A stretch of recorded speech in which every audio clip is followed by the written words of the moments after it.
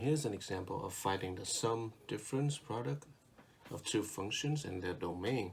Now in this case, we have two square root functions, f of x equals square root of x plus 4 and g of x equals square root of x minus 1. Every time when there's a square root function like this, the way we find the domain is by taking the radicand, the inside of the radical, and we set it greater than or equal to 0. And then we solve for x. So in this case, we are going to have x greater than or equal to -4 after we subtract 4 to both sides. In the g function, we are going to have x minus 1 greater than or equal to 0 at 1 to both sides. We are going to have x greater than or equal to +1.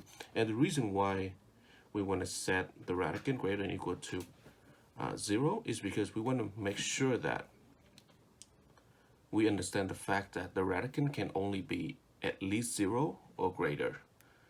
And of course, another fact is that for any even root function, we are not allowed to have any negative number underneath.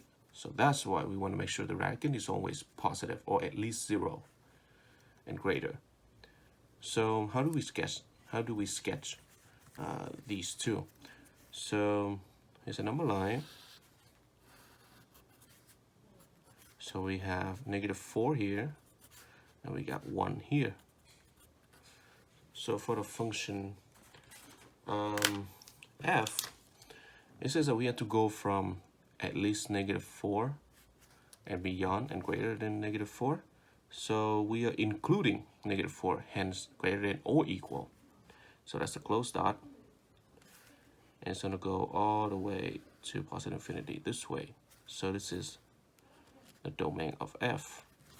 Now what about the domain of g? Well, the domain of g can be sketched by a similar manner. So x greater than or equal to +1. So we are putting the closed dot at +1, and we are going all the way to positive infinity. So this is the domain of g. So in interval notation, the domain of f is going to be actually I'm right up here. It's going to be including -4, hence the bracket and the closed dot, comma, positive infinity. And for the domain of the g, because we have a closed dot and because we are including the +1 in other word, we have the bracket at +1, and it's going to go all the way to positive infinity. So those are the interval notations for these two functions' domain. Now let's find the sum, difference, and products. Well, that's going to be straightforward because the sum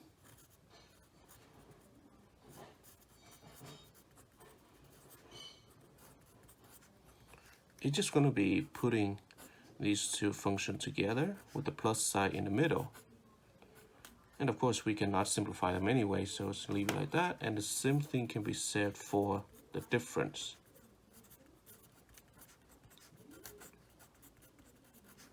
With the minus sign in the middle.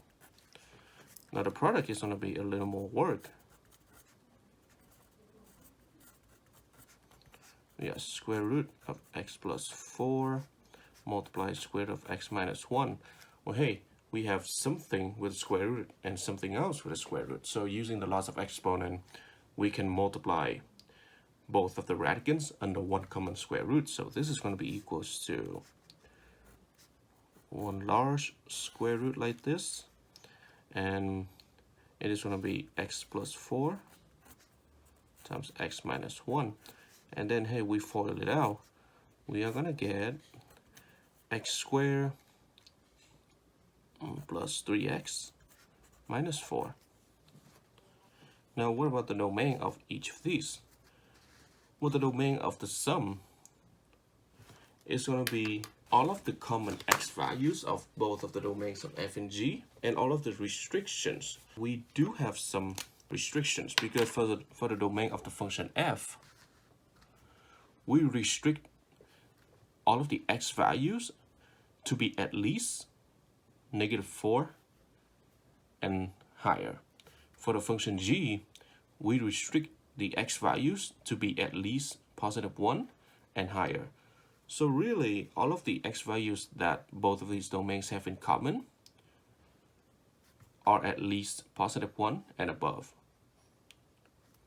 Because what I like to do is that I like to take just a pencil and then I compare the shorter in the shorter domain to the longer domain. Well, if I compare that, I can see right away that starting at this spot, all of the x values that both of these domains have in common are at least positive 1 and above. So that's how I know that the domain of the sum as well as the difference is going to be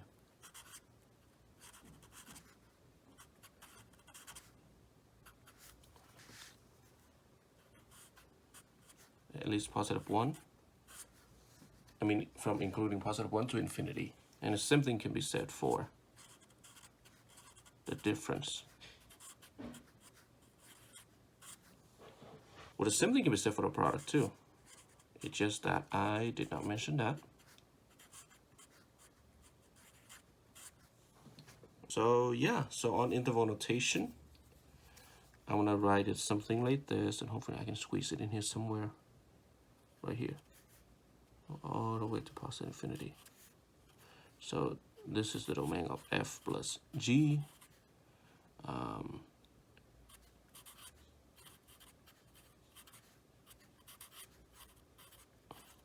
There we go.